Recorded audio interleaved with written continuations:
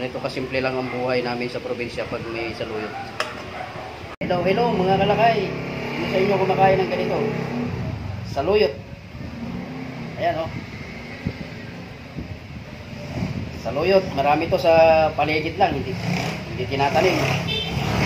Isa siyang tumutubo. Ayan. Meron kayo sa bakuran, sigurado. Panoorin nyo aking video para alam nyo kung paano lutuin ang saluyot sa lutong luban. So, samahan nyo ako guys. Ayan, so dito mga idol, meron na akong isang basong tubig. Tapos 2 pirasong kamatis. Meron din akong 3 gloves ng bawang na nilagay sa tubig. At ang isusunod natin, itong paborito ng mga Ilocano, bagoong isda. Papatakan ko na to mga kalakay ng konting magic. Ayan.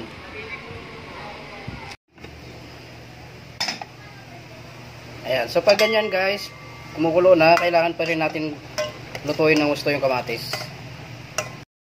So ito na mga idol, lalaglag na natin ang ating saluyot. Ayan. Takpan lang natin at pakuluin lang natin sa saglit bago natin lagyan ng suka. Kailangan bantayan nyo mga idol pag kumulo na siya na ganyan para hindi siya madulas. Patakan natin ng suka. Yan ang technique. Ayan. So papatakan natin yan ng konting suka mga idol.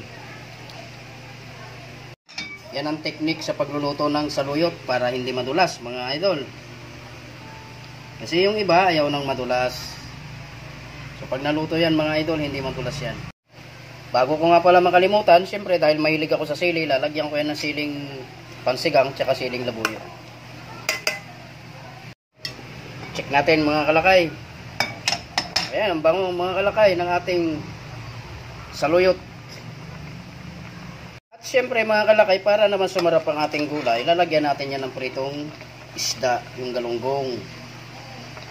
Lalagyan natin yan ng galunggong mga kalakay para lalong sumarap ang ating saluyot. Takpan lang natin, pakuluin lang natin siya ng mga ilang segundo lang. So ayan na nga mga kalakay, okay na ito, i-plate natin. Papakita ko sa inyo mga kalakay ang ating ulam ngayong gabi.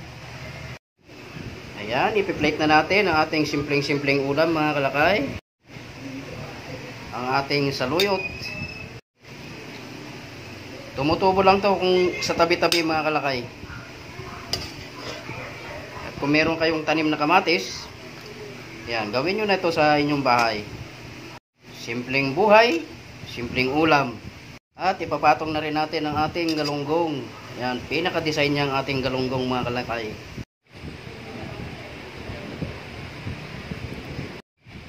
Ganito kasimple lang ang buhay namin sa probinsya pag may saluyot. So yan na nga mga kalakay ang ating video ngayong gabi. Yung saluyot.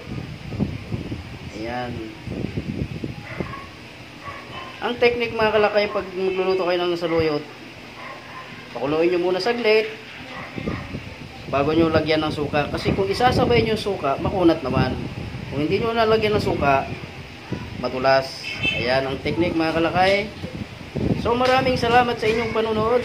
Naway may natutunan kayong simpleng luto, simpleng ulam na aking ibinahagi ngayong gabi mga kalakay. Maraming salamat. Mabuhay po tayong lahat. So, ito na mga kalakay. Kung gusto ko nang kumain. Pero titikman ko lang muna. Mamaya na ako kakain. Sakto lang yung lasa. Sakto lang yung suka na nilagay natin. Hindi siya madulas. Yun yung technique.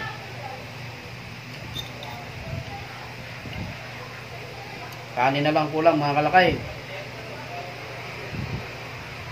Ayan, maraming salamat sa lahat ng mga sumusuporta sa akin Lakay Vlogs. At kung hindi ka pa nakapalo, mag-follow ka na. Lakay Vlogs. Ayan, magandang gabi. Mahal ko kayong lahat. Patuloy lang po tayo sa ating mga ginagawang video mga kalakay. Wala pong sukuan to. Tuloy-tuloy, abante. Ayan, bye-bye.